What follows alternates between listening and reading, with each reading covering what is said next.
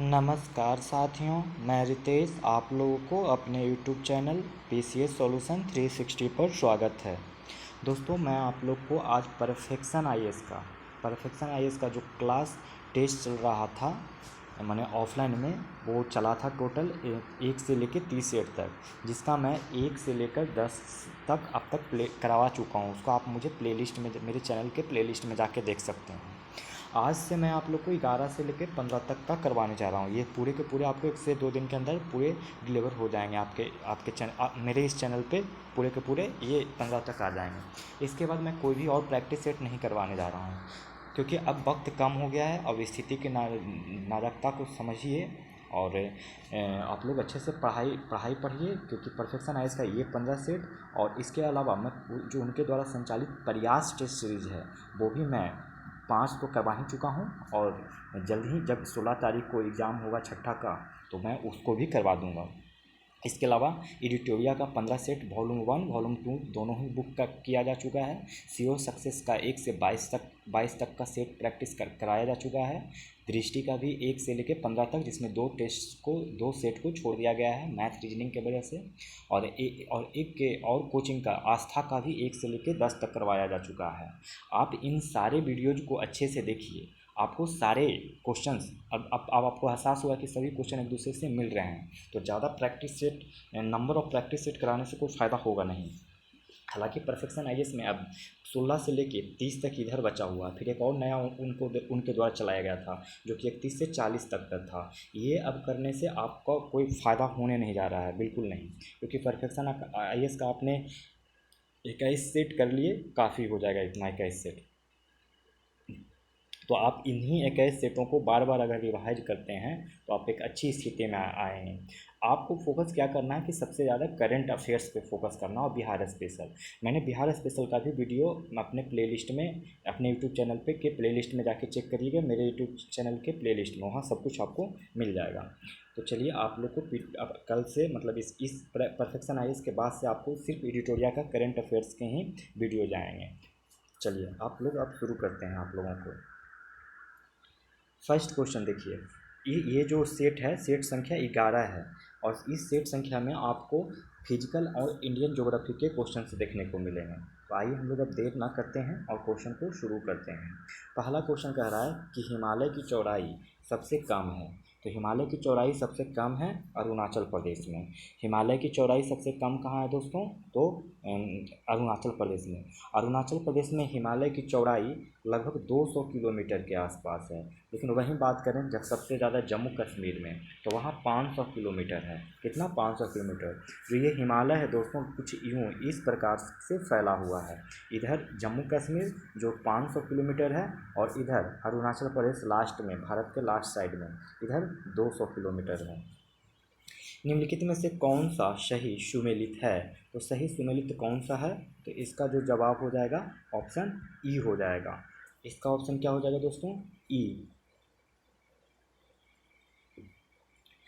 देखते हैं कि इसका ई क्या होगा, कैसे होगा। जम्मू पीर पंजाल, जो पीर पंजाल है सिक्किम में नहीं बल्कि जम्मू में होगा। सिक्किम में नहीं बल्कि जम्मू में होगा।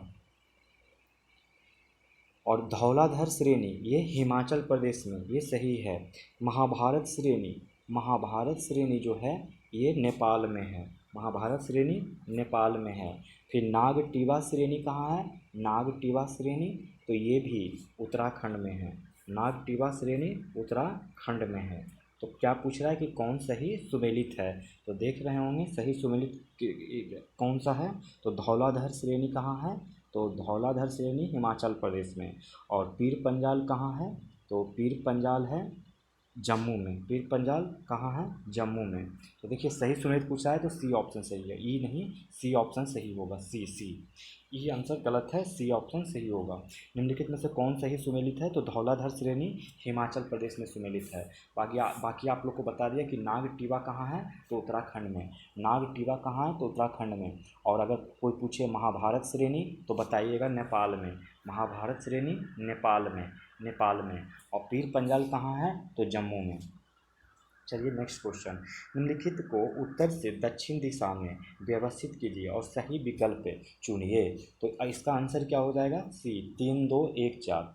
देखिए उत्तर दिशा से दक्षिण दिशा में करना है, तो इसमें कैसे हो जाएगा? देखिए सबसे पहले माउंट काराकोरम आएगा, उसके बाद लद्दाख श्रेणी आएगा, उसके बाद जास्कर श्रेणी आएगा, उसके बाद माउंट एवरेस्ट आएगा। काराकोरम सबसे लास्ट में है। काराकोरम काराकोरम आप ये याद रख लीजिए, कलेजा कलेजा मतलब काराकोरम। फिर ए का मतलब तो पता नहीं, अभी बता दूंगा थोड़ी में। लद्दाख और जे बोले तो कलेजा पर, मतलब कि काराकोरम, लद्दाख और जास्कर। लास्ट में इसके बाद जो बच जाएगा वो बच जाएगा माउंट एवरेस्ट।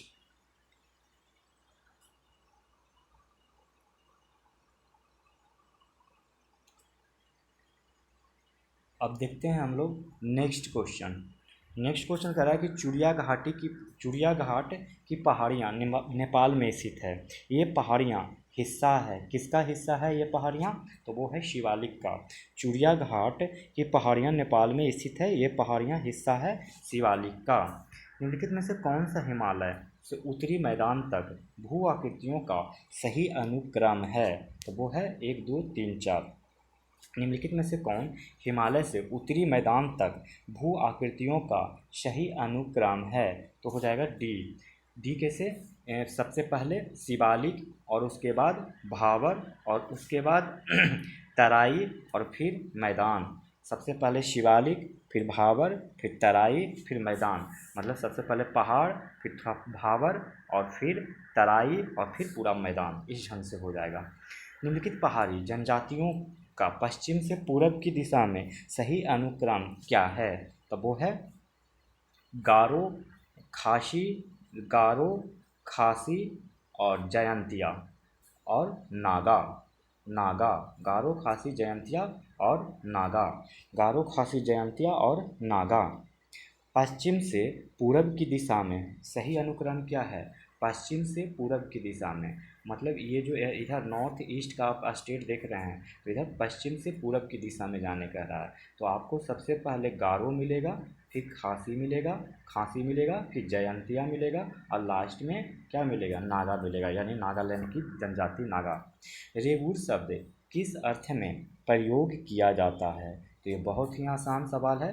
काली कपास मृदा के लिए, काली कपास मृदा के लिए क्या इस्तेमाल किया जाता है? रेगुर शब्द। 8 नंबर क्वेश्चन देखिए, निम्नलिखित को सही सुमेलित कीजिए और सही विकल्प का चयन कीजिए। तो वो उसका सही विकल्प क्या हो जाएगा? बी।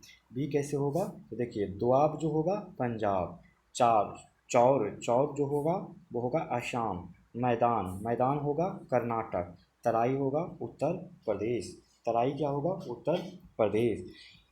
दोआब का क्षेत्र क्या, दोआब कहाँ पे मिलेगा? तो पंजाब में। चार कहाँ मिलेगा?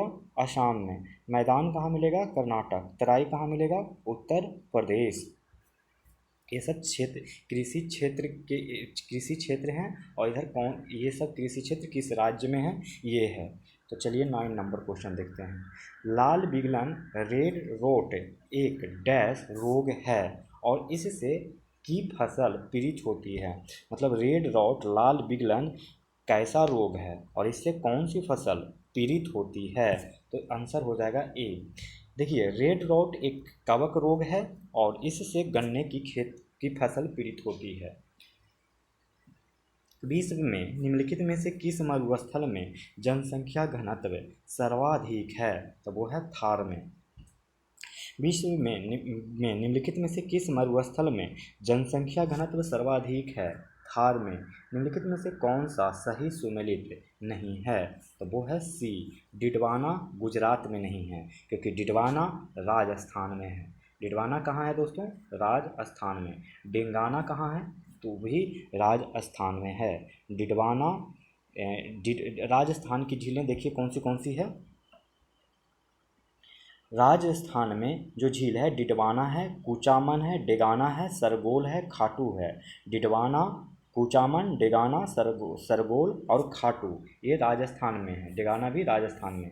धरसाना कहाँ है? तो गुजरात में। कर्नाटक में कौन सा नमक कार्यशाला है? तो सन्निकट्टा। सन्निकट्टा कहाँ है? तो कर्नाटक में। सन्निकट्टा कहाँ है? कर्नाटक में। गुजरात में क्या है? तो धरसाना। गुजरात में धरसाना। और राजस्थान में दो याद रखिए, डेगाना और डिडवाना। निम्नलिखित में से कौन सी नदियाँ पूर्ववर्ती नदियाँ हैं? निम्नलिखित में से कौन सी नदियाँ पूर्ववर्ती नदियाँ हैं? तो ऑप्शन क्या हो जाएगा? ई। देखिए, पूर्ववर्ती नदियों का हिमालय के उत्थान से बहुत पहले उद्भव हो चुका था। सिंधु, ब्रह्मपुत्र, सतलज, कोसी और सुबनसिरी जैसी नदियों का उद्भव तिब्बत की ओर से हुआ था और उन्हीं पर्वत श्रृंखलाओं से होकर बहती है। तो देखिए, सिंधु, ब्रह्मपुत्र, सतलज, कोसी और सुबनसिरी ये सारी की सारी नदियाँ पूर्ववर्ती नदियाँ हैं। देखते हैं 13 नंबर का आंसर कह रहा है क्या होगा? तो आंसर तो इसमें डी हो जाएगा। मैं इसको मिलान करके याद करवा देता हूँ। जोजिला कहाँ है? तो जम्मू कश्मीर में है। जोजिला कहाँ है? जम्मू कश्मीर में। लिपुलेख दर्रा कहाँ है? तो उत्तराखंड में। लिपुलेख दर्रा कहाँ है? तो उत्तराखंड में। लिपुलेख दर्रा कहाँ है? तो उत्तराखंड में। सिपकिला दर्रा कहाँ है? तो हिमाचल प्रदेश में। सिपकिला दर्रा कहाँ है? हिमाचल प्रदेश में। नाथुला कहाँ है? सिक्किम में। नाथुला दर्रा कहाँ है? सिक्किम में। शिपकिला कहाँ है? हिमाचल प्रदेश में। लिपुलेख दर्रा कहाँ है? तो उत्तराखंड में। जोजिला कहाँ है? तो जम्मू कश्मीर में।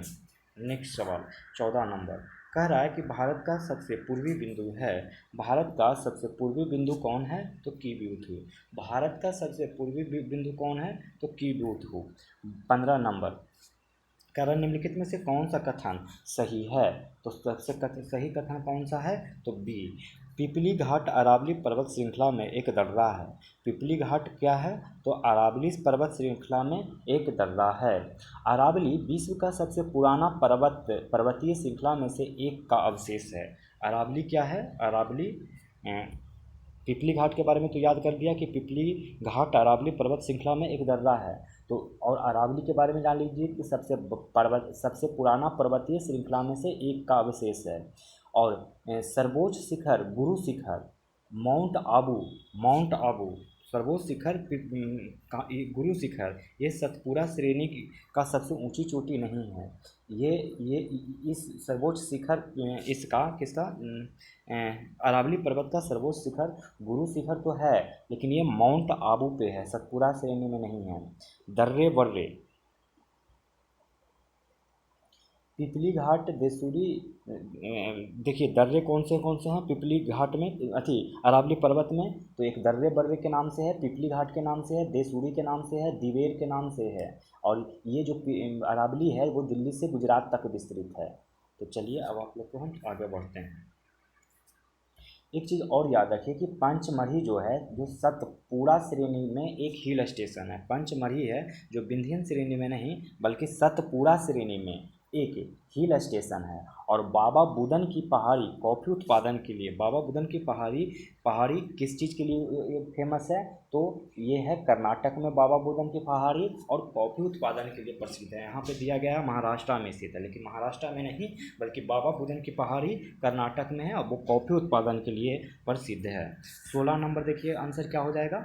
16 नंबर तो निम्नलिखित द्वीपों को उत्तर से दक्षिण दिशा के सही क्रम में व्यवस्थित कीजिए और सही विकल्प को चुनिए। तो आंसर इसका क्या हो जाएगा? बी। इसमें कुछ याद करने वाली बात नहीं है, इसमें बस अरेंज करने वाली बात है कि सबसे पहले मध्य अंडमान होगा। उत्तर में ये देखिए इधर उत्तर है और इधर दक्षिण है, तो सबसे पहले अब मध्य अंडमान हो जाएगा और दूसरे नंबर पे क्या हो जाएगा? लिटिल अंडमान, मध्य अंडमान फिर लिटिल अंडमान, और उसके बाद क्या नंबर आएगा? ये पहला हो गया, ये दूसरा नंबर पे, ये तीसरा नंबर पे, ये चौथा नंबर पे। तो तीसरे नंबर पे क्या आ जाएगा? तो कार निकोबार। और चौथे नंबर पे क्या आ जाएगा? तो ग्रेट निकोबार। कार निको ये पहला क्या हो गया? मध्य अंडमान।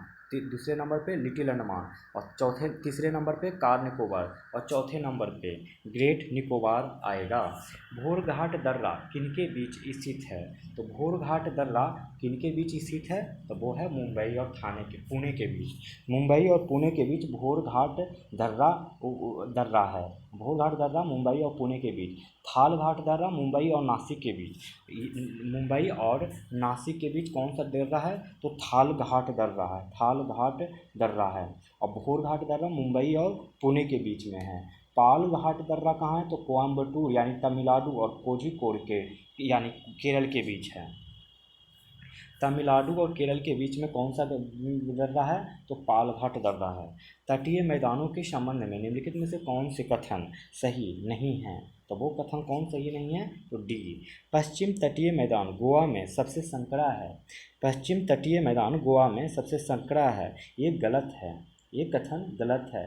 पश्चिम तटीय मैदान निम्न जन तट है और इसीलिए महाद्वीपों शेल्फ बहुत चौड़ा है, लेकिन तट संकरा है। और पूर्वी तटीय मैदान इसके विपरीत है, क्योंकि यह उन्मजन तट है। पश्चिमी तटीय मैदान कर्नाटक में सबसे कम संकरा है। यह विशेष रूप से 14 डिग्री उत्तर में केवल 5 से 7 किलोमीटर चौड़ा है।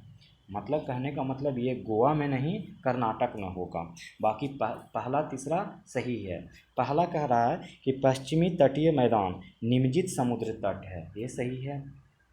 पूर्वी तटीय मैदान उन्मज्जित और निमज्जित, पश्चिम तटीय निमज्जित और पूर्वी तटीय उन्मज्जित। पूर्वी तटीय शेल्फ संकरा है और तट बहुत चौड़ा है।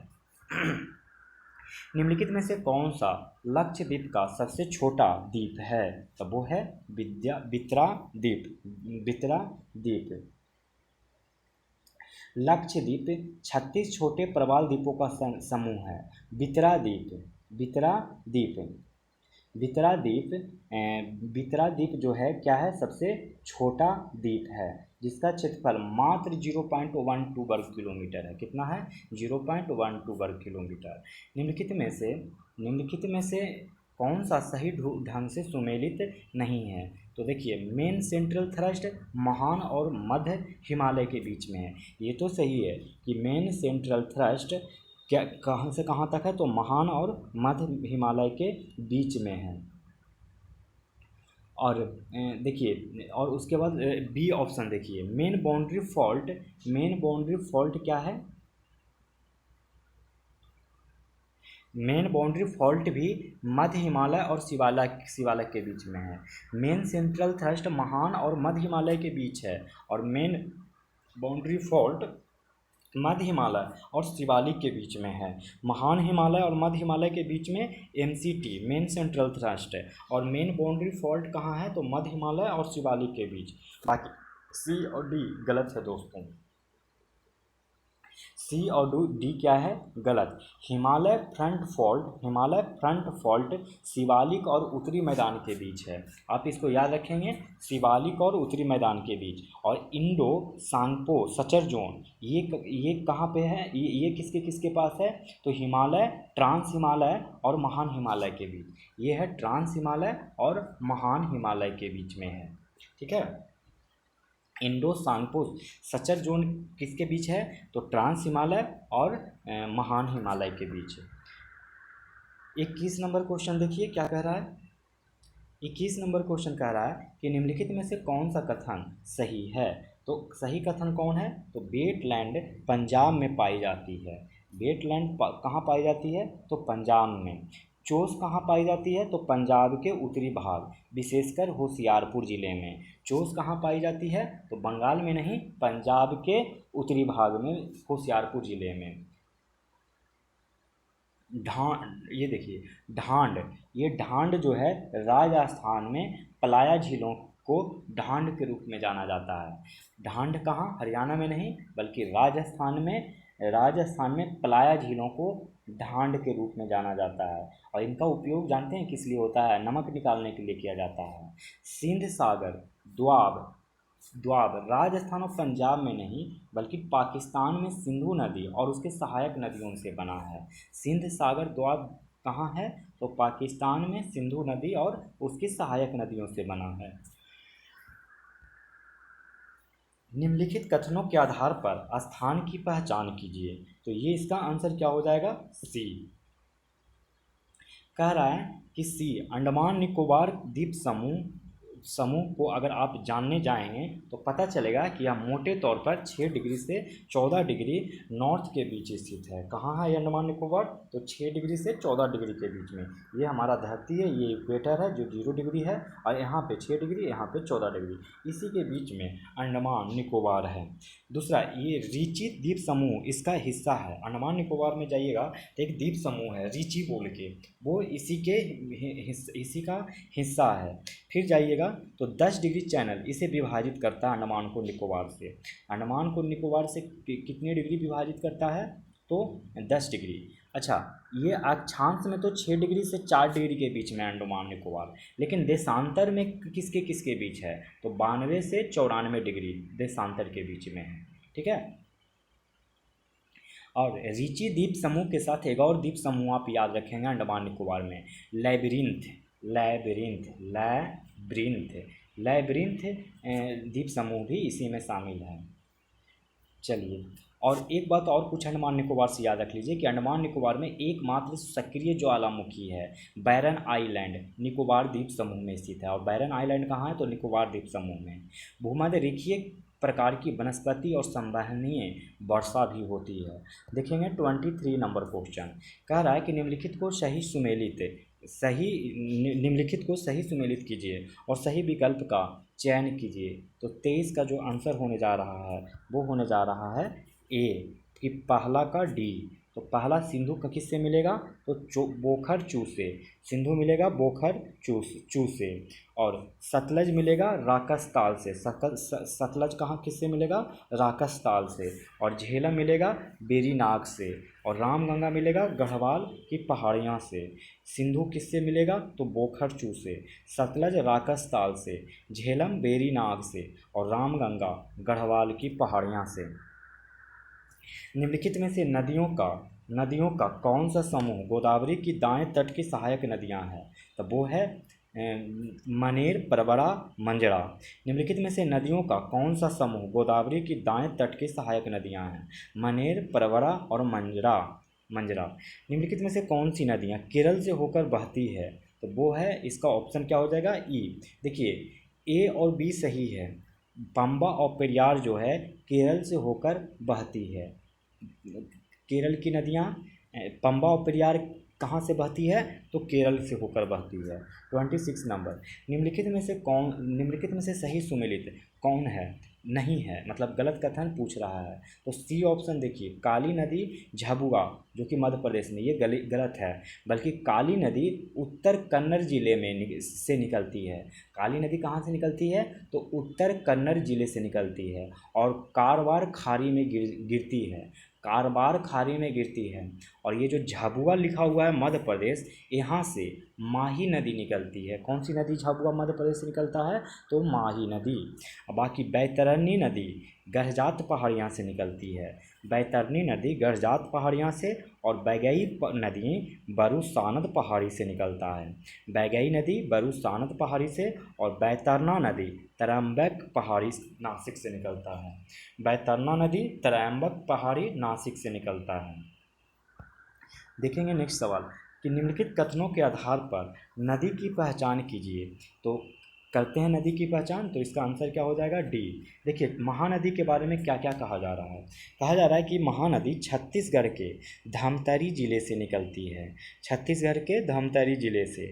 और शिवनाथ इसकी बाएं तट की सहायक नदी है। शिवनाथ महानदी की क्या है, बाएं तट से आने वाली सहायक नदी। निचले क्षेत्र में, महानदी के निचले क्षेत्र में नौवहन संभव है। निचले क्षेत्र में क्या संभव है, तो नौवहन संभव है। इसके अलावा कुछ और याद रखिए महानदी के बारे में कि तेल, जोंक, ऊंग महानदी के दाहिने किनारे की सहायक नदी हैं।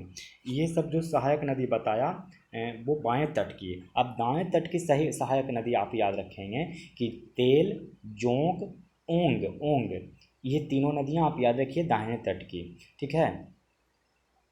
और ये नदी टोटल लगभग देखा जाए तो 851 किलोमीटर लंबा है और मध्य प्रदेश, छत्तीसगढ़, उड़ीसा से होकर गुजरती है।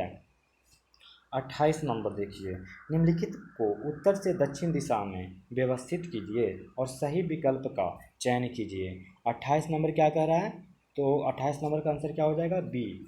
उत्तर से दक्षिण की तरफ व्यवस्थित करने कह रहा है। तो देखिए उत्तर में सबसे पहले स्थान पे कौन आएगा? तो मेवाड़ आएगा, फिर मालवा पठार ही आएगा, फिर तीसरा विंध्य श्रेणी आएगा और चौथा सतपुड़ा श्रेणी आएगा। इसको आप लोग मैप से देखेंगे तो जल्दी समझ में आ जाएगा।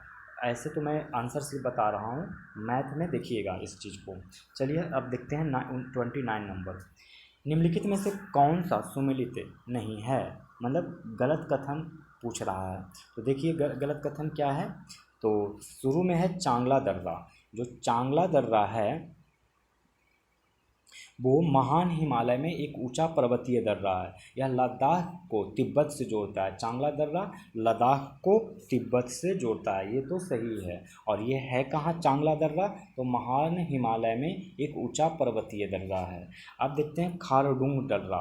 खारडुंगला दर्रा ये जो है लेह और सियाचिन ग्लेशियर को जोड़ता है। खारडुंग ला ये कहाँ जोड़ता है? तो सियाचिन ग्लेशियर को लेह से जोड़ता है।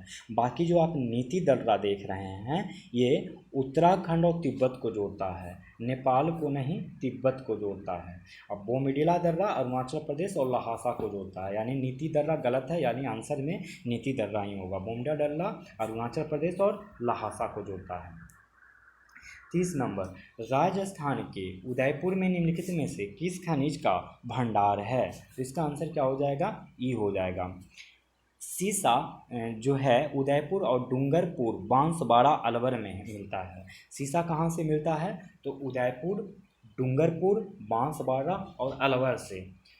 अब पूछ क्या रहा है कि उदयपुर से कौन मिलता है? तो उदयपुर से तो सीसा तो नहीं मिलता है, लेकिन सीसा जो है उदयपुर से भी मिलता है। उदयपुर में भी सीसा मिलता है। उदयपुर, डूंगरपुर, बांसवाड़ा और अलवर में भी सीसा मिलता है। जस्ता कहाँ से मिलता है? तो जस्ता मिलता है दोस्तों जबरमाला की खाने से। जबरमाला की खाने से एस्बेस्टस जो है उदयपुर और डूंगरपुर, अलवर, अजमेर, पाली ये सबसे मिलता है। तो आंसर हमारा ई कैसे होगा समझ में आ गया। 31 का आंसर क्वेश्चन देखिए, कह रहा उत्तर से दक्षिण दिशा में निम्नलिखित श्रेणियों को व्यवस्थित कीजिए और सही विकल्प का चयन कीजिए। तो इसका आंसर क्या हो जाएगा? बी। ये सब मैप बेस्ड क्वेश्चन है दोस्तों, मैं जल्दी से इसको बता के कवर कर रहा हूँ क्योंकि मैप में हम यहाँ कहाँ से निकाल के लाएँ, आप लोग खुद से इतना काम कर लीजिएगा। तो इसका आंसर क्या होगा? बी। बी में 1 2 3 4 मतलब सतमाला पहाड़ी उत्तर की तरफ होगा और उत्तर से नीचे की तरफ दक्षिण की तरफ जाइएगा तो हरिश्चंद्र पहाड़ी श्रेणी मिलेगा और फिर आपको मिल जाएगा नल्ला माला की पहाड़ी और फिर आपको मिलेगा पालकोंडा श्रेणी। दक्षिण से उत्तर दिशा में निम्नलिखित नदियों को सही क्रम में व्यवस्थित कीजिए और सही विकल्प का चयन कीजिए। तो इसका आंसर भी हो जाएगा बी। सबसे नंबर 1 पे आएगा बैगई नदी और नंबर 2 पे आएगा पलार नदी, नंबर 3 पे आएगा पेनूर नदी, नंबर 4 पे आएगा कृष्णा नदी। आगे बढ़िए, निम्नलिखित में से कौन सा राज्य अभ्रक का सबसे बड़ा उत्पादक है? तब वो है आंध्र प्रदेश। निम्नलिखित में से कौन सा राज्य अभ्रक का सबसे बड़ा उत्पादक राज्य है? तो आंध्र प्रदेश। 34 क्वेश्चन, मणिपुर में उखरुल निम्नलिखित में से किस खनिज के लिए प्रसिद्ध है? तब वो है क्रोमाइट। मणिपुर में उखरुल निम्नलिखित में से किस खनिज के लिए प्रसिद्ध है? क्रोमाइट। 35 नंबर, निम्नलिखित में से कौन सा सुमेलित नहीं है? तो वो है ए ऑप्शन, मोनल, मेटल, तांबा और चांदी ये सुमेलित नहीं है। बाकी ड्यूरालुमीन तांबा और अल्मुनियम संबंधित है, पीतल तांबा और जस्ता से संबंधित है और कांसा तांबा और टीन से संबंधित है। कांसा तांबा और टीन से, पीतल तांबा और जस्ता से, ड्यूरालुमीन तांबा और अल्मुनियम से। मोनल मेटल जो है, मोनल मेटल वो तांबा और निकेल को मिलाकर मोनल धातु का निर्माण किया जाता है। तांबा और निकेल को मिलाकर, चांदी नहीं, निकेल को मिलाकर, तांबा निकेल को मिलाकर मोनल मेटल बनाया जाता है। 36 नंबर, दिए गए कथनों के आधार पर कोयले का प्रकार पहचान कीजिए। कोयले का प्रकार का पहचान कीजिए। तो इसका आंसर क्या हो जाएगा दोस्तों?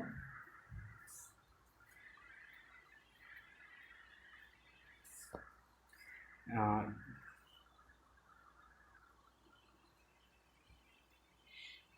35 नंबर का क्वेश्चन देखिए। 35 नंबर का तो मोनल धातु वाला बता ही दिए थे। अब देखते हैं 36 नंबर। दिए गए कथनों के आधार पर कोयले के प्रकार की पहचान कीजिए। तो कोयले की पहचान करिएगा तो आंसर आपको मिल के आएगा बिटुमिनस के बारे में। देखिए, बिटुमिनस कोयला वैसा कोयला होता है जिसका ऊष्मीय मान राख सामग्री जितना ही उच्च होता है। बिटुमिनस कोयला का ऊष्मीय मान राख सामग्री जितना ही उच्च होता है। और बिटुमिनस कोयला में नमी की मात्रा करीब 15% तक होती है। झारखंड इस प्रकार के कोयले का प्रमुख उत्पादक है। झारखंड कैसा है? तो प्रमुख उत्पादक है। 37 नंबर क्वेश्चन देखिए। निम्नलिखित अधिनियमन को के उनके वर्ष के अनुसार कालानुक्रम सबसे पहले लागू व्यवस्थित कीजिए। तो इसका सही आंसर क्या हो जाएगा? Option A. Option A. क्यों? क्योंकि देखिए, वन संरक्षण अधिनियम जो है वो है 1980 में अधिनियम का वर्ष था। और वन अधिकार अधिनियम क्या है? तो 2006 का है। वन अधिकार नियम कब आया? अधिनियम कब आया? तो 2006 में। पर्यावरण संरक्षण अधिनियम कब आया? 1986 में।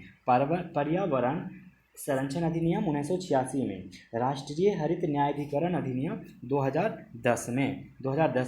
और वन्य जीव संरक्षण अधिनियम 1972 में। आप इसके अनुसार अरेंज कर लीजिए। अब देखिए 38 नंबर। बुढ़ा नाला किस नदी की मौसमी सहायक नदी है? तो वो है सतलज। बुढ़ा नाला किस नदी की मौसमी सहायक नदी है? सतलज।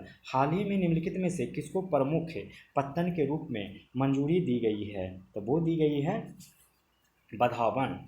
हाल ही में निम्नलिखित में से किसको प्रमुख पत्तन के रूप में मंजूरी दी गई है? तो वधावन। IMD के अनुसार भारत में समान वर्षा कितनी होती है? तो वो होती है 88 सेंटीमीटर। IMD के अनुसार भारत में समान वर्षा कितनी होती है? 88 सेंटीमीटर। डायमर भाषा बांध स्थित है? तो वो स्थित है सिंधु पर। डायमर भाषा बांध स्थित है तो सिंधु नदी पर। रोहतांग सुरंग को किस नाम से भी जाना जाता है? तो वो जाना जाता है अटल सुरंग से भी। रोहतांग सुरंग को किस नाम से जाना जाता है? अटल सुरंग। निम्नलिखित में से कौन सी फसल आमतौर पर 100 सेंटीमीटर से अधिक वर्षा होने पर खराब हो जाती है? तो इसका आंसर क्या हो जाएगा? Option E. देखिए, मक्का के लिए 50 से 100 सेंटीमीटर वर्षा की आवश्यकता होती है। मक्का के लिए कितना चाहिए? तो 50 से 100 सेंटीमीटर। जबकि बाजरा के लिए 30 से 75 सेंटीमीटर चाहिए। बाजरा के लिए 30 से 75 सेंटीमीटर के बीच चाहिए। बाजरा के लिए 30 से 75 सेंटीमीटर। और जबकि मक्का के लिए 40 से 50 सेंटीमीटर। और क्या?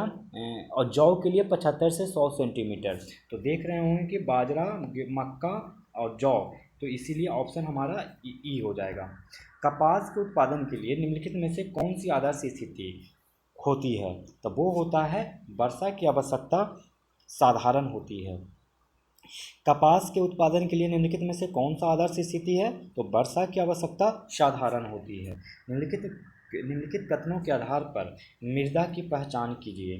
तब वो आंसर हो जाएगा लैटेराइट मृदा। ये जो आपको दिया गया है ऑप्शंस में, वो लेटेराइट मृदा का मतलब कि उस तरीके का प्रावधान होता है। लेटराइट मिट्टी में उस तरीके का प्रॉपर्टी होता है। तो देखिए लेटराइट मिट्टी में क्या क्या है। सबसे पहला पॉइंट है जो मीठा आपको लग रहा है, वो है यह आयरन एवं एल्युमिनियम ऑक्साइड से भरपूर होता है। पहला पॉइंट क्या है कि आयरन एवं एल्युमिनियम ऑक्साइड से, ये ऑक्साइड है, से भरपूर होती है। पहला वो लेटेराइट मृदा होगा। लेटेराइट मिट्टी का पहला प्रॉपर्टी आप याद रखिए कि लेटेराइट मिट्टी आयरन और एल्युमिनियम ऑक्साइड से भरपूर होगा। यह आमतौर पर वहाँ पाई जाती है जहाँ भारी वर्षा होती है। जहाँ बहुत अच्छी खासी भारी वर्षा होगा वहाँ लेटेराइट मृदा पाया जाएगा। कॉफ़ी, काजू, सिनकोना आदि जैसे फसलें उगाई जाएगी यहाँ पे। जहाँ लेटेराइट मिट्टी रहेगा वहाँ कॉफ़ी, काजू, सिनकोना जैसी फसलें उगाई जाएगी। यह ईंट की तरह कठोर होता है। यहाँ लेटेराइट मिट्टी जो होता है वो बिल्कुल ईंट की तरह कठोर होगा। गंगा के मैदान के निम्नलिखित हिस्सों को पूरब से पश्चिम दिशा के सही क्रम में व्यवस्थित कीजिए और सही विकल्प का चयन कीजिए। तो इसका आंसर क्या हो जाएगा? सी। सी। पहले पहले कोसी का मैदान आएगा और उसके बाद सरयू का मैदान आएगा और उसके बाद अवध का मैदान आएगा और उसके बाद रुहेलखंड का मैदान आएगा, फिर गंगा यमुना दोआब आएगा। गंगा यमुना दोआब आएगा। गंगा यमुना दोआब गंगा और यमुना के बीच का मैदान है। रुहेलखंड का मैदान गंगा और रामगंगा के बीच का मैदान है। रुहेलखंड का मैदान कहाँ है? तो गंगा और रामगंगा के बीच का मैदान। अवध का मैदान जो है गोमती नदी के दोनों किनारे अवध का मैदान है। अवध का मैदान कौन सा हो गया? तो गोमती नदी के दोनों किनारे। सरयू पार मैदान कौन सा होगा? सरयू पार, ये जो सरयू का मैदान देख रहे हैं यानी सरयू पार मैदान घाघरा और गंडक के बीच का मैदान है। घाघरा और गंडक के बीच का मैदान। गंडक का मैदान क्या हो गया? गंडक का मैदान इसमें नहीं ऑप्शन में, लेकिन गंडक का मैदान याद रखिए। घाघरा और कोसी के बीच के मैदान को गंडक का मैदान बोलते हैं और कोसी का मैदान कोसी नदी के पूरब का मैदान है। कोसी का मैदान कहाँ है? तो कोसी नदी के पूरब का मैदान है। दुआर भारत के किस क्षेत्र में पाए जाते हैं? तो दुआर जो है भारत के दार्जिलिंग में पाए जाते हैं। दुआर भारत के किस क्षेत्र में पाए जाते हैं? दार्जिलिंग। निम्नलिखित रामसर स्थलों को उत्तर से दक्षिण दिशा के सही क्रम व्यवस्थित कीजिए और सही विकल्प का चयन कीजिए। इसका आंसर ए हो जाएगा। ए में क्या? तो सबसे पहले सोकर, पहला नंबर पे सोकर जो कहाँ है? लद्दाख में है। सोकर कहाँ है? लद्दाख में। नंबर 2 पे हो जाएगा 4 जो हरिके झील है। हरिके झील, हरिके झील कहाँ है दोस्तों? पंजाब में। हरिके झील कहाँ है? पंजाब में। कांवरताल झील कहाँ है? बेगूसराय यानी बिहार में। कांवरताल झील कहाँ है? तो बेगूसराय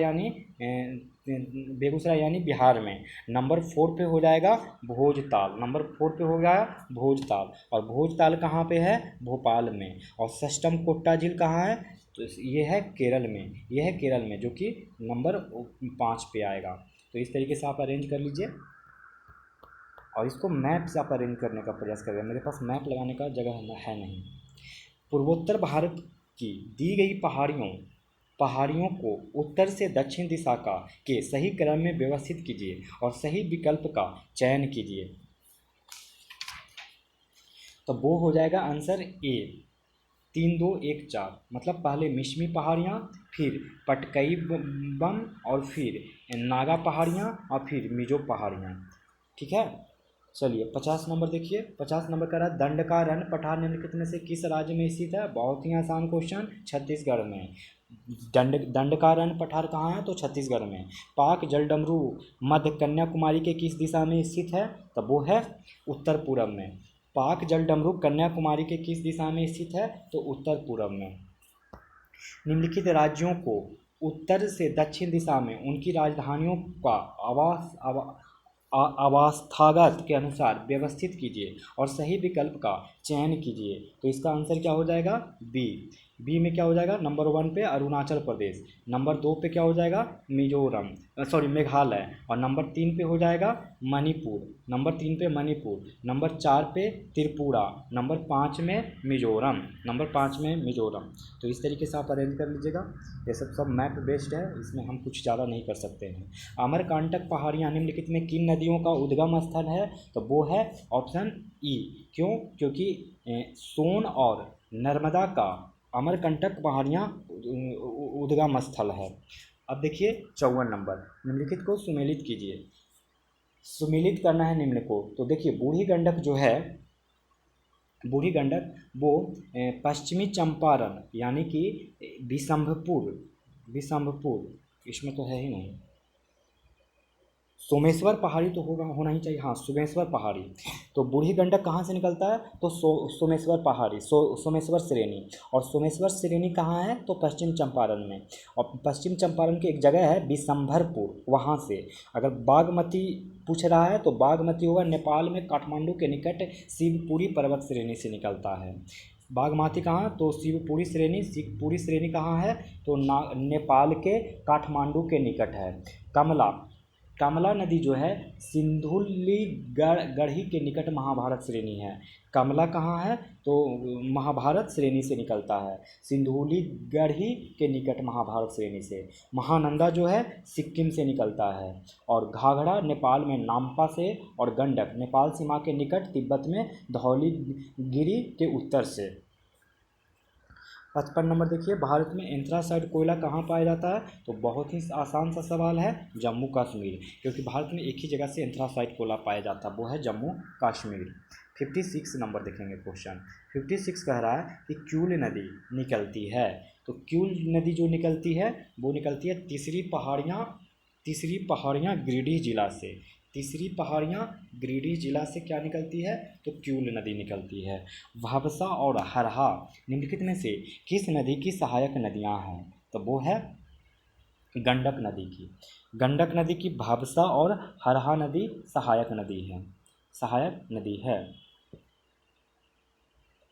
और इसके अलावा पहले ये याद रखिए कि भबसा जो है बाएं के किनारे से आके मिल जाती है गंडक में, और हरहा दाहिने किनारे से आकर मिलती है। इसके साथ साथ काकड़ा भी होता है, हरहा के साथ साथ दाएं तरफ से काकड़ा भी आके मिलता है। 58 करकट झरना स्थित है कैमूर में। कैमूर में क्या है? तो करकट झरना। 59 नंबर का क्वेश्चन देखिए, पूर्वी निम्न स्तरीय और उच्च स्तरीय नगर हिस्सा है, तो वो हिस्सा है सोन नहर प्रमुख सिंचाई परियोजना का।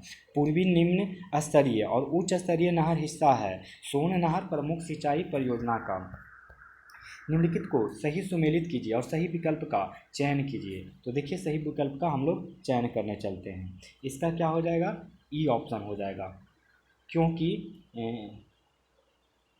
नहीं, सी ऑप्शन हो जाएगा, सी, ई नहीं, सी। चंदन बांध जो है बांका से, चंदन बांध कहाँ है? तो बांका में है। गंडक पर बांध बना है कहाँ पे?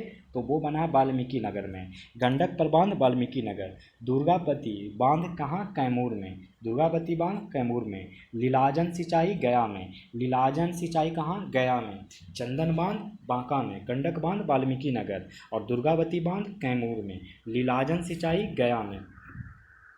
जल निकासी का आर्य या रेडियल पैटर्न दिखाई देता है, तो वो दिखाई देता है मैकाले श्रेणी, मंडाव श्रेणी और छोटा नागपुर पठार। जल निकासी का आर्य रेडियल पैटर्न दिखाई देता है मैकाल श्रेणी में, मंडाव पहाड़ियों में और छोटा नागपुर पठार में। ग्रीन हाउस गैसों की अवधारणा की कल्पना की गई थी, तो वो की गई थी जोसेफ फोरियर द्वारा ग्रीन हाउस गैसों की अवधारणा की कल्पना की गई थी। निम्नलिखित में से कौन सा सुमेलित नहीं है? तो कौन सा सुमेलित नहीं है ये पूछ रहा है। तो दौद नगर सेतु गंगा में, ये सुमेलित नहीं है, क्योंकि दौद नगर सेतु बिहार में सोन नदी पर बना हुआ है। दौद नगर सेतु कहाँ बना हुआ? तो बिहार में सोन नदी पर बना हुआ है, ठीक है, गंगा नहीं, सोन। अब देखिए, भूपेन हजारिका सेतु लोहित नदी पे, बोगीबिल सेतु ब्रह्मपुत्रा नदी, और ज्वाई सेतु तीस्ता नदी पर।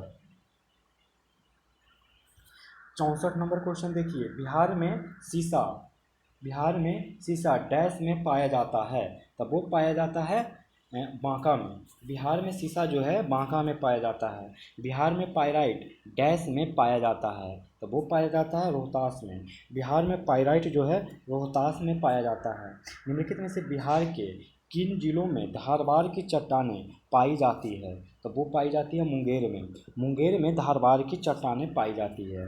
बिहार का अक्षांशीय विस्तार क्या है? तो बिहार का अक्षांशीय विस्तार क्या है? तो इसका आंसर क्या हो जाएगा? E option. ई ऑप्शन नहीं होगा, बताते हैं, सी ऑप्शन होगा। आपको मैं इसको मिटा हुआ जैसा लग रहा है, इसलिए हमको कन्फ्यूजन हो रहा है। मैं आपको पढ़ के सुना देता हूँ। Bihar 24 degree 20 minute 10 second, 24 degree 20 minute और 10 सेकेंड उत्तर, और 27 degree 31 minute 15 second, 27 degree 31 minute और 15 सेकेंड सेकेंड ये उत्तर अक्षांश, और 83 डिग्री 19 मिनट 50 सेकेंड पूरब, और 88 डिग्री 17 मिनट 40 सेकेंड पूर्वी देशांतर के बीच निचले और मध्य गंगा के क्षेत्र में स्थित है। इसका अक्षांशीय विस्तार 3 डिग्री 11 मिनट 5 सेकेंड है। 3 डिग्री 11 मिनट 5 सेकेंड आप याद रख लीजिएगा। चलिए 68 नंबर, उत्तर बिहार के मैदान को पश्चिम से पूरब दिशा में व्यवस्थित कीजिए। तो ये व्यवस्थित करिएगा तो ये आ जाएगा उत्तर बिहार के मैदान को पश्चिम से पूरब की दिशा में, पश्चिम से पूरब की दिशा में व्यवस्थित करने का रहा है। तो नंबर 1 पे आ जाएगा मोतिहारी का मैदान, नंबर 2 पे आ जाएगा मधुबनी का मैदान, नंबर 3 पे आ जाएगा सहरसा का मैदान, और नंबर 4 पे आ जाएगा अररिया का मैदान, नंबर 5 में कटिहार का मैदान। 69 पे निम्नलिखित में से कौन सुमेलित है? तो वो है धारवाड़ चट्टाने, क्वार्टजाइट, फाइलाइट नीस, सिस्ट और स्लेट। धारवाड़ चट्टाने कहाँ है? तो क्वार्टजाइट, फाइलाइट और नीस और सिस्ट और स्लेट। नीस और सिस्ट ये धारवाड़ चट्टाने में मिलती है। विंध्य चट्टाने में जलोढ़ मिलती है, विंध्य चट्टाने में जलोढ़ मिलती है, जो कि ये गलत है, क्योंकि विंध्य चट्टाने में बलुआ पत्थर, क्वार्टजाइट, डोलोमाइट, सेल और चूना पत्थर। तृतीय चट्टाने में क्या मिलता है? तो हिमालय के तराई क्षेत्र में पाया जाता है। तृतीय चट्टाने में क्या पाया जाता है? चूना पत्थर, सेल नहीं, बल्कि हिमालय के तराई क्षेत्र में पाई जाती है। चतुर्थ चट्टाने में कहाँ पाई जाती है? तो अल्मुनियम कांग्लोमेरेट मोटी बजरी, अल्मुनियम कांग्लोमेरेट मोटी बजरी, ये चतुर्थक चट्टाने में पाया जाता है। 70 का देखिए, सुंदरबन में गंगा के मैदान के प्रति किलोमीटर औसत ढाल क्या है? तो 2 सेंटीमीटर। सुंदरबन में गंगा के मैदान की प्रति किलोमीटर औसत ढाल क्या है? तो 2 सेंटीमीटर। निम्नलिखित में से कौन सा बिहार में सबसे पश्चिम स्थान या शहर है? तो वो है भभुआ। निम्नलिखित में से कौन सा बिहार में सबसे पश्चिम शहर है? तो भभुआ। निम्नलिखित में से कौन सही सुमेलित है? सही विकल्प का चयन करना, मैंने सही मिलान करने कह रहा। तो आइए मिलान करते हैं। ए हो जाएगा। हीराकुंड चेनाब नदी पर, हीराकुंड कहाँ है? तो चेनाब नदी। नागार्जुना सागर भागीरथी नदी, टिहरी बांध कृष्णा नदी, और बगलिहार महानदी। बगलिहार कहाँ परियोजना कहाँ है? महानदी पर। निम्नलिखित में से किस स्थानों पर नाभिकीय विद्युत संयंत्र में स्थित नहीं है? तो वो कहाँ नहीं है? तो जयपुर में नहीं है, बाकी कल्पाकम, कैगा, नरोरा यहाँ पे नाभिकीय विद्युत संयंत्र स्थित है। निम्नलिखित में से कौन सा गैर भौगोलिक कारक उद्योग की अवस्थिति प्रभावित करता है? तो वो करता है कानून।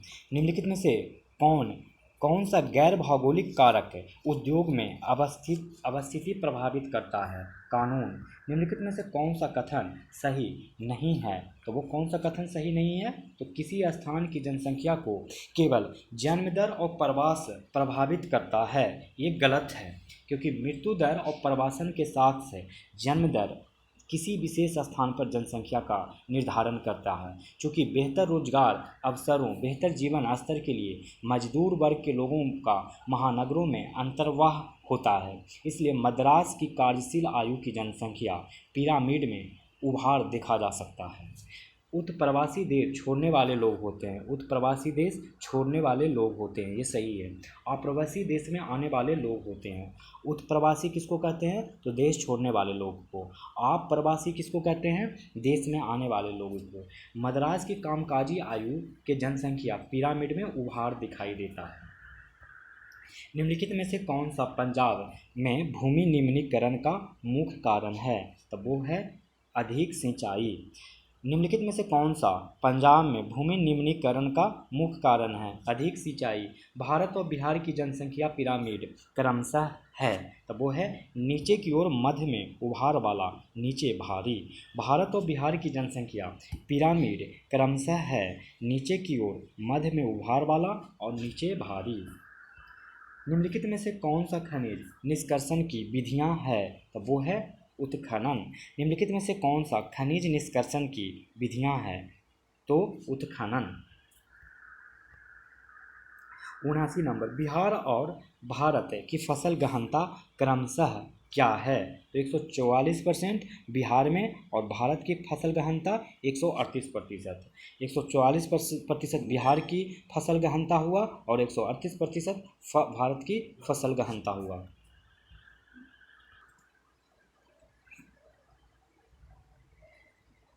निम्नलिखित में से कौन कौन से जिले कृषि जलवायविक क्षेत्र 1 के अंतर्गत आते हैं?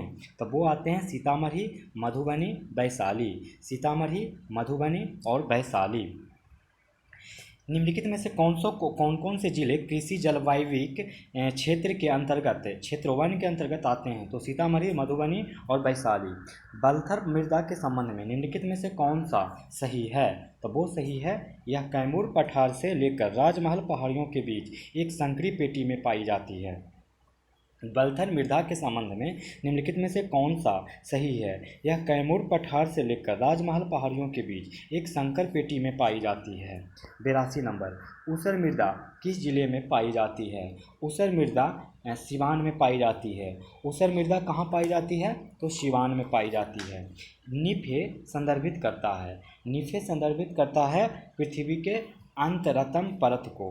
निफे संदर्भित करता है पृथ्वी के अंतरतम परत को। निम्नलिखित में कौन सा तत्व पृथ्वी की परपटी को क्रमशः उच्चतम और निम्नतम मात्रा में पाया जाता है? तब वो पाया जाता है ऑक्सीजन और मैग्नीशियम। निम्नलिखित में से कौन सा तत्व पृथ्वी की परपटी में क्रमशः उच्चतम और निम्नतम मात्रा में पाया जाता है? तो ऑक्सीजन, मैग्नीशियम। सबसे ज़्यादा ऑक्सीजन और सबसे कम मैग्नीशियम। 85 का देख लीजिए, इस 85 में मिलान करने कह रहा है, तो चलिए मिलान करते हैं। जब मिलान करने जाएंगे तो जो हैली भू है, हैली वो है भू से, एक सेकेंड, इसका आंसर क्या हो जाएगा? D option. डी में क्या है? 1 3 4 2, 1 3 4 2, 1 3 4 2, मतलब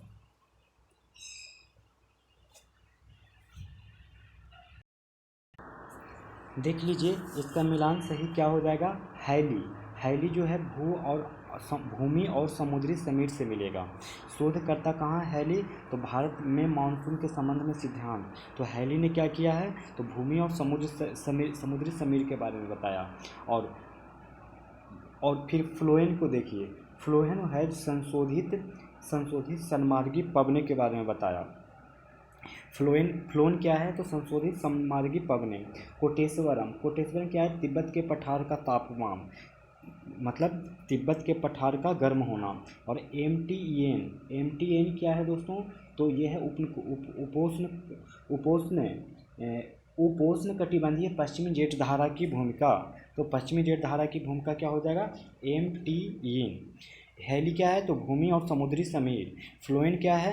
तो संशोधित सन्मार्गी पवने। कोटेश्वरम तिब्बत के पठार का गर्म होना। एम-टी-एन पश्चिमी जेठ धारा की भूमिका।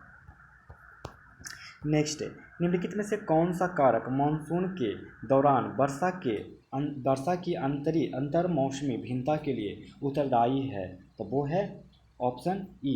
देखिए ए और बी को अगर देखा जाए तो ये सही है। निम्नलिखित में से कौन से कारक मानसून के दौरान वर्षा के अंतर मौसमी भिन्नता के लिए उत्तरदायी है? तो मेडेडन जूलियन दोलन, फिर उपोष्ण कटिबंधीय पश्चिमी जेठ धारा, ये सब कारक है मानसून के दौरान वर्षा के अंतर मौसमी भिन्नता के।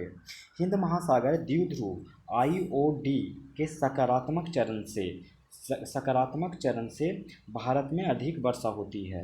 हिंद महासागर द्विध्रुव IOD के सकारात्मक चरण से भारत में अधिक वर्षा होती है। 88 नंबर, 88 में कह रहा है कि भारत के किन स्थानों पर सर्दियों के दौरान वर्षा होती है?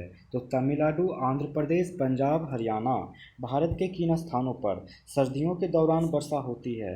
तमिलनाडु, आंध्र प्रदेश, पंजाब, हरियाणा। भारत में अधिकतम संख्या में चक्रवात आते हैं, तो वो आते हैं ऑप्शन ई, ए और बी। मानसून से पहले, मानसून के बाद भारत में अधिकतम संख्या में चक्रवात आते हैं, तो वो आते हैं मानसून के बाद और मानसून के पहले। कमज़ोर पूर्वी जेट धारा बहती है, तो वो बहती है तिब्बत के पठार से अरब सागर तक। कमज़ोर पूर्वी जेट धारा बहती है तिब्बत के पठार से अरब सागर तक।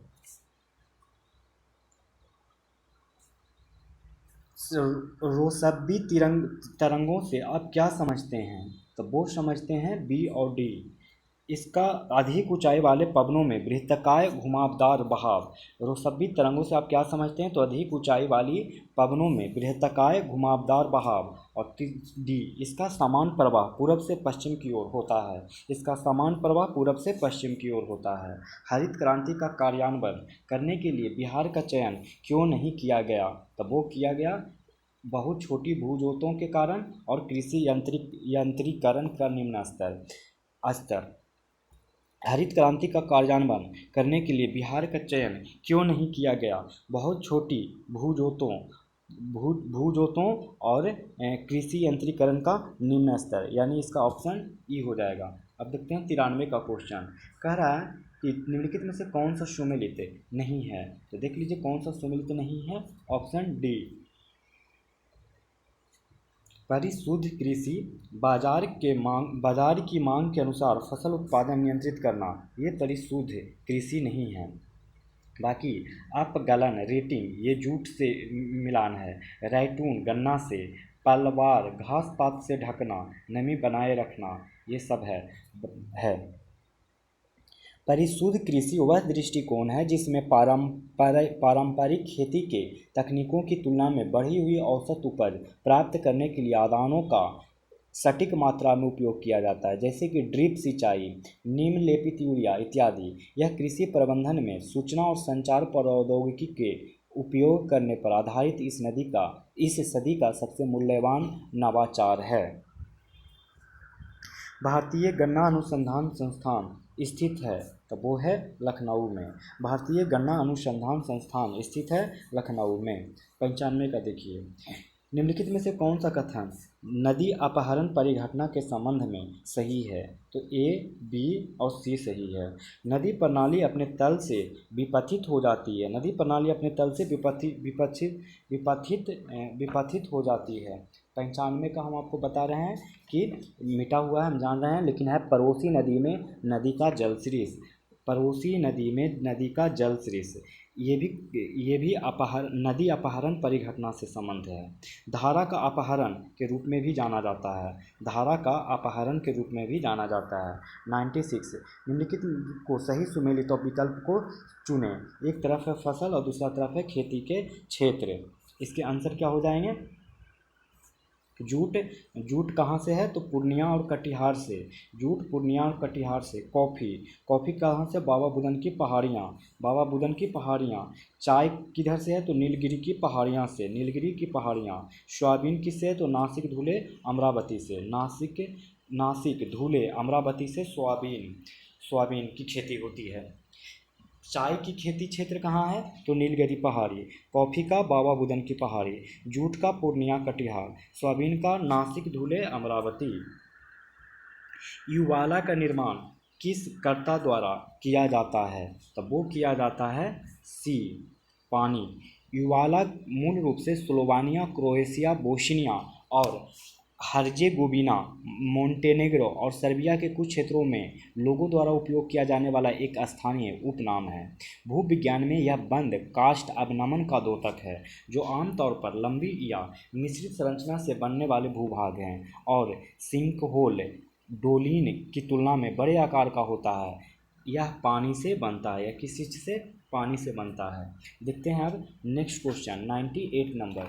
98 कह रहा है कि निम्नलिखित प्रकार के अयस्कों में उनमें अवस्थित लौह अंश के बढ़ते क्रम में व्यवस्थित कीजिए और सही विकल्प का चयन कीजिए। तो इसका आंसर हो जाएगा 2, 1, 3, 4। 2, 1, 3, 4 मतलब सबसे पहले सीडेराइट, फिर लिमोनाइट और फिर हेमेटाइट और फिर मैग्नेटाइट। इसका आंसर हो जाएगा 99 नंबर। निम्नलिखित में से कौन सा मिक्स्ड क्रॉपिंग का उदाहरण है? मिक्स्ड क्रॉपिंग का उदाहरण कौन है? तो वो है एक ही खेत के पर एक साथ दो फसलों की खेती, ये मिक्स्ड क्रॉपिंग का उदाहरण है। निम्नलिखित में से कौन सुमेलित नहीं है? तो गलत कथन को चुनने कह रहा है, तो आंसर क्या हो जाएगा? बी। बंजर भूमि 1 वर्ष से अधिक लेकिन 3 वर्ष से कम समय से निष्क्रिय पड़ी कृषि जोग भूमि कहलाता है बंजर भूमि। ये गलत है, क्योंकि इसका आंसर जो होगा 1 वर्ष नहीं बल्कि 5 वर्ष, 5 वर्ष से अधिक है। 5 वर्ष से अधिक समय से बेकार पड़ी। बस आप एक बात याद रखिए इसमें से कि 5 वर्ष से अधिक अगर कोई कृषि जोग भूमि खाली पड़ जाए तो वो कहलाएगा बंजर भूमि। वर्तमान प्रति क्या है? तो 1 वर्ष से या कम समय से निष्क्रिय पड़ी कृषि भूमि को वर्तमान प्रति कहते हैं। अन्य प्रति 1 वर्ष से अधिक समय से निष्क्रिय पड़ी कृषि जोग भूमि अन्य प्रति कहलाता है। शुष्क भूमि कृषि 100 सेंटीमीटर से कम वर्षा वाले भूमि को क्या कहते हैं? शुष्क कृषि, शुष्क भूमि कृषि। निम्नलिखित में से कौन सी नदियाँ बांग्लादेश में प्रवाहित नहीं होती है? तो वो कौन नहीं होती है? कालादान नदी बांग्लादेश में प्रवाहित नहीं होती है। बाकी बांग्लादेश में बराक नदी, मैंदू नदी, गुमती नदी ये बांग्लादेश में प्रवाहित होती है। बराक नदी, मैंदू नदी और गुमती नदी। अब देखिए 102, निम्नलिखित नदियों को भारत में उनकी लंबाई के घटते क्रम में व्यवस्थित कीजिए एवं सही विकल्प चुनें। तो इसका सही आंसर क्या हो जाएगा? सी। 2, 3, 4, 1, 5 मतलब 2 गंगा पहले होगा और दूसरा में गोदावरी हो जाएगा और तीसरा में कृष्णा हो जाएगा, तीसरा में कृष्णा हो जाएगा और चौथा में यमुना हो जाएगा और पांचवा में सिंधु हो जाएगा। तो इस तरीके से अरेंज कर लेंगे। गंगा नदी प्रणाली की निम्नलिखित में से कौन सी सहायक नदी? गंगा नदी प्रणाली की निम्नलिखित में कौन सी सहायक नदियाँ सही सुमेलित है? तो वो सही सुमेलित क्या हो जाएगा? देख लीजिए, सब का सब सही सुमेलित ही हैं, क्योंकि ये सब पंच प्रयाग के अवधारणा हैं। विष्णु प्रयाग, इसमें विष्णु प्रयाग देखिए, विष्णु प्रयाग में अलकनंदा और धौली गंगा मिलता है, तो ये सही है। दूसरा नंद प्रयाग देखिए, नंद प्रयाग में अलकनंदा नदी और नंदाकिनी नदी मिलती है। नंद प्रयाग में अलकनंदा और कौन सी नदी? तो नंदाकिनी नदी मिलती है। फिर देखिए कर्ण प्रयाग में अलकनंदा और पिंडार नदी मिलती है। अलकनंदा और पिंडार नदी कर्ण प्रयाग में। और रुद्र प्रयाग में देखिए मिलता है अलकनंदा नदी, मंदाकिनी नदी। अलकनंदा नदी और मंदाकिनी नदी रुद्र प्रयाग में मिलता है। तो बोल रहा है कि कौन सा कथन सुमिलित है? तो देखिए सी कथन सुमिलित है। बाकी सारे के सारे क्या हैं? गलत हैं। आप लोग को एक बार मैं फिर से याद करवा देता हूँ कि विष्णु प्रयाग में अलकनंदा और धौली गंगा मिलता है। नंद प्रयाग में अलकनंदा और नंदाकिनी मिलता है। कर्ण प्रयाग में अलकनंदा और पिंडार मिलता है। रुद्र प्रयाग में अलकनंदा और मंदाकिनी नदी मिलता है। देव प्रयाग में अलकनंदा और भागीरथी नदी। अलकनंदा और भागीरथी नदी कहाँ मिलता है? तो देव प्रयाग में। अब देखते हैं हम लोग क्वेश्चन नंबर 104।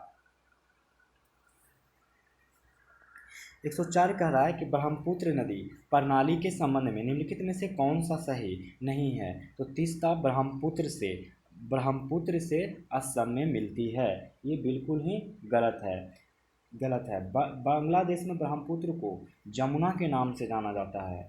तीस्ता ब्रह्मपुत्र से असम में मिलती है। लोहित ब्रह्मपुत्र की बाएं तट की सहायक नदी है, सही है। सदिया से धुरी ब्रह्मपुत्र नदी का नौगम हिस्सा है। मजुली द्वीप ब्रह्मपुत्र और सुवर्णगिरि के संगम पर बना है। तीस्ता ब्रह्मपुत्र से असम में नहीं मिलती है।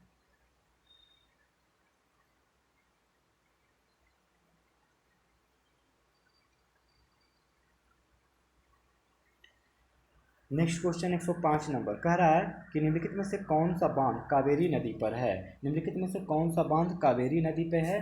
तो कृष्ण राजा सागर कावेरी नदी पर बांध है। कावेरी नदी पर बांध है कौन कौन है? तो कृष्ण राज सागर बांध, कलनई बांध, मेट्टूर बांध और हेमवती बांध, हारांगी बांध, काबिनी बांध, अमरावती बांध, बानासुर सागर बांध। 106 का देखते हैं क्वेश्चन। गंगा की निम्नलिखित में से कौन सी सहायक नदियाँ अपने मिलन स्थल के साथ सही सुमेलित है? तो इसका सही सुमेलित क्या हो जाएगा? ई।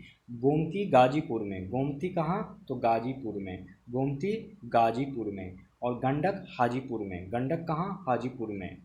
ये वाला गलत है इसका। और गंडक हाजीपुर में, घाघरा छपरा में, घाघरा छपरा में, ये छपरा होगा, छपरा। यमुना प्रयागराज में, तो ये सही है, तो इसीलिए ऑप्शन ई हो जाएगा। दो सही दो गलत। बिहार का कौन सा शहर कर्क रेखा के निकटतम स्थित है, तो वो कौन सा निकटतम स्थित है, तो जितना भी विकल्प में देख रहे हैं उसमें शेर घाटी कर्क रेखा के निकटतम है। शेर घाटी क्या है, तो कर्क रेखा के निकटतम। 108 देखिए, पूर्वी समर्पित मालभारा गलियारे पश्चिमी डीएफसी गलियारे के साथ कहाँ मिलता है, तो वो मिलता है खुर्जा में। पूर्वी समर्पित मालभारा गलियारे पश्चिमी डीएफसी गलियारे के साथ कहाँ मिलता है, तो खुर्जा में। जब आप सासाराम जिले से किशनगंज तक सड़क मार्ग से जाते हैं तो उन पर निम्न शहर पड़ते हैं, इन्हें पढ़ने सबसे पहले को क्रम में व्यवस्थित करिए, तो क्रम में व्यवस्थित करिएगा तो बी आएगा। सबसे पहले जैसे सरियाया हुआ है वैसे ही पहले अरवल मिलेगा, फिर जहानाबाद, खगड़िया, सहरसा और अररिया। 110 नंबर, सिमलीपाल राष्ट्रीय उद्यान स्थित है, कहाँ स्थित है, तो उड़ीसा में है, ये उड़ीसा में है, सिमलीपाल उड़ीसा में है। 111, भारत किस देश के साथ दूसरी सबसे लंबी सीमा साझा करती है, तो वो करती है चीन। भारत किस देश के साथ दूसरी सबसे लंबी सीमा साझा करती है, चीन। 112, निम्नलिखित में से कौन सी दक्षिण भारत की सबसे ऊंची चोटी है, तो वो है अनाई मुड़ी। निम्नलिखित में से कौन सी दक्षिण भारत की सबसे ऊंची चोटी है, अनाई मुड़ी। निम्नलिखित में से कौन सा सुमेलित सही सुमेलित नहीं है, तो इसका जवाब हो जाएगा बी, डुरंड लाइन भारत और बांग्लादेश के बाद साथ नहीं सम्मिलित है, बाकी अफगानिस्तान और अफगानिस्तान के बीच डुरंड लाइन है। Red Cliff line Bharat Pakistan, McMahon line Bharat और चीन, पाक जलडमरू भारत और श्रीलंका के बीच है। धसान नदी निम्नलिखित में से किस नदी की सहायक नदी है, तो वो है बेतवा। धसान नदी निम्नलिखित में से किस नदी की सहायक नदी है, बेतवा। निम्नलिखित में से कौन सा रामसर स्थल है, तो वो है ऑप्शन ई। देखिए रामसर स्थल कौन से हैं, तो सोकार झील और भोजताल, ये दोनों ही रामसर स्थल हैं, सोकार झील और भोजताल। हिम तेंदुआ राज पशु है, हिम तेंदुआ राज पशु है हिमाचल प्रदेश राज्य का, हिम तेंदुआ राज पशु है हिमाचल प्रदेश राज्य का। विश्व कछुआ दिवस 2020 के अवसर पर कछुआ संरक्षण के उद्देश्य से कौन सा मोबाइल ऐप लॉन्च किया गया था, तो वो लॉन्च किया गया था कुरमा। विश्व कछुआ दिवस 2020 के अवसर पर कछुआ संरक्षण के उद्देश्य से कौन सा मोबाइल ऐप लॉन्च किया गया था, तो कुरमा। भारत के कितने जैव मंडल आरक्षित क्षेत्र विश्व जैव मंडल आरक्षित क्षेत्र नेटवर्क में शामिल है, तो वो है 12। भारत के कितने जैव मंडल आरक्षित क्षेत्र विश्व जैव मंडल आरक्षित क्षेत्र नेटवर्क में शामिल है, 12। मझगांव खान प्रसिद्ध है, तो वो है हीरे के लिए, मझगवा खान प्रसिद्ध है हीरे के लिए।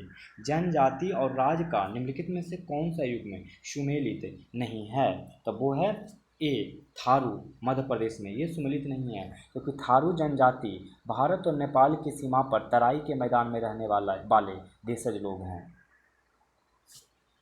बाकी आदि अरुणाचल प्रदेश में, इरूला केरल में, सहरिया राजस्थान में, इरूला केरल में, आदि अरुणाचल प्रदेश में। 121, महानंदा अभयारण्य स्थित है, तो महानंदा अभयारण्य कहाँ स्थित है, तो वो है बंगाल में, महानंदा अभयारण्य स्थित है बंगाल में। कलरव पक्षी महोत्सव कहाँ मनाया गया है, तो वो मनाया गया है ई ऑप्शन। क्यों, देखिए ये है या सी लिखा गया है, नागी नकटी पक्षी अभयारण्य में होगा, नागी नकटी पक्षी अभयारण्य। तो कलरव पक्षी महोत्सव कहाँ मनाया गया, तो नागी नकटी पक्षी अभयारण्य में। 123, निम्नलिखित में से किन भारतीय राज्यों की बांग्लादेश के साथ साझा अंतर्राष्ट्रीय सीमा नहीं करती है, तो मणिपुर। निम्नलिखित में से किन भारतीय राज्यों की बांग्लादेश के साथ साझा अंतर्राष्ट्रीय सीमा नहीं है, तो मणिपुर। बाकी असम, त्रिपुरा, पश्चिम बंगाल है। 124 नंबर, कि निम्नलिखित में से सही सुमेलित करके सही विकल्प का चयन करने कह रहा है। तो देखिए बघेलखंड कहाँ है, तो मध्य प्रदेश में, बघेलखंड मध्य प्रदेश में, और कुटनाड केरल में, सौराष्ट्र गुजरात में, और राढ़ पश्चिम बंगाल में। राढ़ कहाँ है, तो पश्चिम बंगाल में। भारत का सबसे लंबा राष्ट्रीय राजमार्ग कौन सा है, तो वो है राष्ट्रीय राजमार्ग 44। भारत का सबसे लंबा राष्ट्रीय राजमार्ग कौन सा है? तो राष्ट्रीय राजमार्ग 44। निम्नलिखित में से कौन सा खनिज मोनोजाइट रेत में पाया जाता है? तो वो पाया जाता है थोरियम। निम्नलिखित में से कौन सा खनिज मोनोजाइट रेत में पाया जाता है? तो वो है थोरियम। वो कौन है? थोरियम। नेक्स्ट सवाल, निम्नलिखित में से किस जिले में सोने की खान नहीं है? तो वो है रायपुर में नहीं है, बाकी अनंतपुर, रायचूर और कोलार में सोने की खान है। अनंतपुर, रायचूर, कोलार में सोने की खान है और रायपुर में नहीं है। भारत की निम्नलिखित तेल शोधनशालाओं को पश्चिम से पूर्व की दिशा की ओर व्यवस्थित कीजिए और सही विकल्प का चयन कीजिए। तो आंसर हो जाएगा बी हो जाएगा कोयली। सबसे पहले क्या होगा? कोयली, फिर होगा मथुरा, फिर होगा हल्दिया, फिर होगा बोइंग गांव। देखिए, कोयली जो है गुजरात में है, मथुरा उत्तर प्रदेश में, हल्दिया पश्चिम बंगाल में और बोगई गांव असम में है। बोंगई गांव असम में है। निम्नलिखित में से कौन सी प्रायद्वीपीय नदियों की विशेषता नहीं है? तो वो हो जाएगा डी, पूर्ववर्ती बढ़ती। बाकी अच्छी तरह से समायोजित घाटियाँ, अध्यारोपित और पुरानी नदियाँ, ये प्रायद्वीपीय नदियों की विशेषता है। मानसीराम में भारत में सामान्यतः सबसे अधिक वर्षा होती है। यह स्थित है खासी पहाड़ियों में। मानसीराम में भारत में सामान्यतः सबसे अधिक वर्षा होती है। यह स्थित है खासी पहाड़ियों में। निम्नलिखित में सुमेलित कीजिए। तो निम्नलिखित में सुमेलित करिएगा तो आंसर क्या हो जाएगा? सी। देखिए, मंजरी बरसन क्या हो जाएगा? कर्नाटक से। एक सेकंड मैं बताता हूँ। मंजरी बरसन कहाँ होगा? तो केरल में। मंजरी बरसन केरल में। इस ऑप्शन में थोड़ा सा गलत कोड किया गया है, तो मंजरी बरसन केरल में। मंजरी बरसन केरल में। आम्र बरसन कहाँ होगा? तो आम्र बरसन जाना जाता है केरल और कर्नाटक में। केरल और कर्नाटक में आम्र बरसन के रूप में जाना जाता है। और नॉर्वेस्टर कहाँ जाना जाता है? तो बंगाल और असम के क्षेत्र में। और लू आपको पता है बिहार में, और आम्रबरसन कर्नाटक में। तो चलिए नेक्स्ट बढ़िए। भारतीय मानसून के संबंध में निम्नलिखित में से कौन सा कथन सही है? तो बी और सी देखिए सही है। अरब सागर 3 शाखाओं में बढ़ जाता है। भारतीय मानसून में अरब सागर की शाखा जो है 3 शाखाओं में बढ़ जाती है। अराकान की पहाड़ियाँ बंगाल की खाड़ी शाखा को भारत लाने में महत्वपूर्ण भूमिका निभाती है। अराकान की पहाड़ियाँ बंगाल की खाड़ी शाखा को भारत लाने में महत्वपूर्ण भूमिका निभाती है। बादल फटने से आप क्या समझते हैं? बादल फटने से आप क्या समझते हैं दोस्तों? तो वो समझते हैं यह अल्पावधि में अत्यधिक वर्षा है। यह अल्प अवधि में अत्यधिक वर्षा है। निम्नलिखित में से कौन सा उष्णकटिबंधीय सदाबहार वर्षा की विशेषता नहीं है? तो वो कौन विशेषता नहीं है? तो मृदा में कम मात्रा में जीवाश्म ह्यूमस होते हैं। ये बिल्कुल गलत है कि मृदा में कम मात्रा में जीवाश्म नहीं होते हैं, बल्कि अधिक मात्रा में जीवाश्म या ह्यूमस होते हैं। वार्षिक वर्षा 200 सेंटीमीटर से अधिक होती है उष्णकटिबंधीय सदाबहार वन में। औसत वार्षिक तापमान 22 डिग्री सेल्सियस से अधिक होता है। इन वनों में पाए जाने वाले वृक्ष महोगनी और आबनूस आदि हैं। कौन से महोगनी, आबनूस हैं। निम्नलिखित में से कौन सा कथन वनस्पति के संबंध में सही है?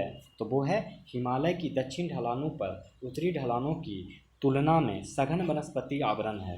हिमालय की दक्षिणी ढलानों पर उत्तरी ढलानों की तुलना में सघन वनस्पति आवरण है। मैंग्रोव वन के संबंध में निम्नलिखित में से कौन सा कथन सही है? तो वो कौन सा कथन सही है? ई ऑप्शन सही है, क्योंकि सभी के सभी विकल्प क्या हैं? सही हैं। पहला, बीज जनक पौधे से जुड़े रहते हुए उगने लगते हैं। बीज जनक पौधे से जुड़े रहते हुए उगने लगते हैं। दूसरा, मैंग्रोव उष्णकटिबंधीय और उप उष्णकटिबंधीय क्षेत्रों में उगते हैं। पौधों के चुनिंदा हिस्सों में लवण का संचय होता है। पत्तियों की मोमी उप त्वचा होती है। क्षेत्रवार बनावरण के घटते क्रम में राज्यों को व्यवस्थित कीजिए और सही विकल्प का चयन कीजिए। तो सही विकल्प हो जाएगा बी। एक हो जाएगा मध्य प्रदेश, दूसरे नंबर पे हो जाएगा अरुणाचल प्रदेश, तीसरे नंबर पे हो जाएगा छत्तीसगढ़ और चौथे नंबर पे हो जाएगा उड़ीसा और पाँचवें नंबर पे हो जाएगा महाराष्ट्र। 138 चंदन उदाहरण है तो पर्णपाती वन का चंदन उदाहरण है। निम्नलिखित में से निम्नलिखित को सही सुमेलित कीजिए एवं सही विकल्प का चयन कीजिए। बाघ परियोजना 1972 में, बाघ परियोजना 1972 में। हाथी परियोजना कब हुआ? 1992 में। हाथी परियोजना 1992 में। MIKE 2003 में, यानी हिम तेंदुआ परियोजना 2009 में, और हिम तेंदुआ परियोजना 2009 में, और माइक कार्यक्रम 2003 में, माइक कार्यक्रम 2003 में। 140 का क्वेश्चन, राष्ट्रीय हरित प्राधिकरण NGT द्वारा निम्नलिखित में से किन अधिनियमों को निर्णित किया जाता है? तो इसका आंसर हो जाएगा बी और सी। जैव विविधता अधिनियम 2002 और पर्यावरण संरक्षण अधिनियम 1986। जैव विविधता अधिनियम 2002 और पर्यावरण संरक्षण अधिनियम 1986। संयुक्त राष्ट्र ने 2020 को अंतर्राष्ट्रीय वर्ष घोषित किया, तो वो किया पादप स्वास्थ्य का। संयुक्त राष्ट्र ने 2020 को अंतर्राष्ट्रीय वर्ष घोषित किया, तो पादप स्वास्थ्य का। 142 का आंसर देखिए, 5 जून मिलेगा विश्व पर्यावरण दिवस से। 22 मार्च मिलेगा जल दिवस से। हाँ, 22 मार्च मिलेगा जल दिवस से। 2 फरवरी आपको पता है विश्व आर्द्र भूमि, और 16 सितंबर विश्व ओजोन दिवस से मिलेगा। 143, कृषि सूखा संदर्भित करता है, तब वो संदर्भित करता है सी, यानी मृदा में नमी की कमी को। कृषि सूखा संदर्भित करता है मृदा में नमी की कमी को। बर्फानी तूफान बिलजार्ड किस प्रकार के प्राकृतिक खतरों के तहत आते हैं? तो वो है वायुमंडलीय। बर्फानी तूफान बिलजार्ड किस प्रकार के प्राकृतिक खतरों के तहत आते हैं? तो वायुमंडलीय के। निम्नलिखित में से कौन सी सही सुमेलित नहीं है? तो देखिए कौन सी सुमेलित नहीं है, तो वो है एरी, कच्छ का रण, ये सही सुमेलित नहीं है। बाकी जोहर अलवर में, जाबो नागालैंड, आहार पाइन दक्षिण बिहार में। 146 नंबर, निम्नलिखित में से कौन सा उद्योग बॉक्साइट का कच्चे माल के रूप में उपयोग करता है?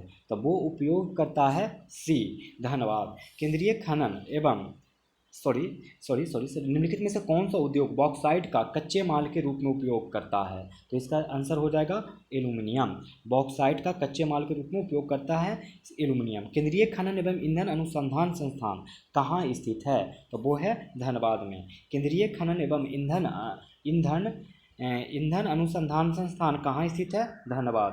भारत के बाहर विश्व का पहला योग विश्वविद्यालय कहाँ स्थित है? तो वो है ई ऑप्शन। 6ठे अंतर्राष्ट्रीय योग दिवस के उपलक्ष्य में भारत के बाहर दुनिया का पहला योग विश्वविद्यालय विवेकानंद योग विश्वविद्यालय संयुक्त राज्य अमेरिका के लॉस एंजिल्स शहर में स्थापित किया गया। कहाँ पे? तो लॉस एंजिल्स शहर USA में, जो कि ऑप्शन में नहीं है। फिर देखिए नेक्स्ट है, इधर है एक तरफ है निम्नलिखित चट्टान का नाम है, एक तरफ प्रकार है, तो पूछ रहा है सही क्या है? सही, तो सही हो जाएगा गेब्रो, आग्नेय चट्टान से मिलेगा। 150 नंबर, पुनपुन नदी निकलती है, पुनपुन नदी कहाँ से निकलती है? तो छोटा नागपुर के पठार से पुनपुन नदी निकलती है। पुनपुन नदी कहाँ से निकलती है? तो छोटा नागपुर के पठार से। तो दोस्तों इस तरीके से हमारे 11 नंबर प्रैक्टिस सेट खत्म हो गया परफेक्शन IAS का। अब नेक्स्ट आएगा 12वां, जिसमें इकोनॉमिक्स के सारे क्वेश्चन होंगे। 13, 14 और 15 ये तीनों जो हैं तीनों मतलब करेंट अफेयर्स से रिलेटेड हैं। टोटल 450 क्वेश्चन करेंट अफेयर से, ये आपको बहुत अच्छा से तैयारी हो जाएगा इस 450 क्वेश्चन से। तो आप लोग नेक्स्ट वीडियो का वेट करें। अगर आप लोग को ये वीडियो पसंद आ रहा हो तो लाइक करें, अगर चैनल पे नए हों तो सब्सक्राइब करें, और कमेंट बॉक्स में मोटिवेट कुछ सलाह देना चाहते हों तो आप सलाह दे सकते हैं, और दोस्तों को भी अपने शेयर कर सकते हैं। तो अब आप लोग से मैं विदा लेता हूँ इस उम्मीद के साथ कि आप लोग अपने चरित्र को इस प्रकार बनाएंगे कि महिलाएं आपके साथ होने से सुरक्षित महसूस करेगी। धन्यवाद।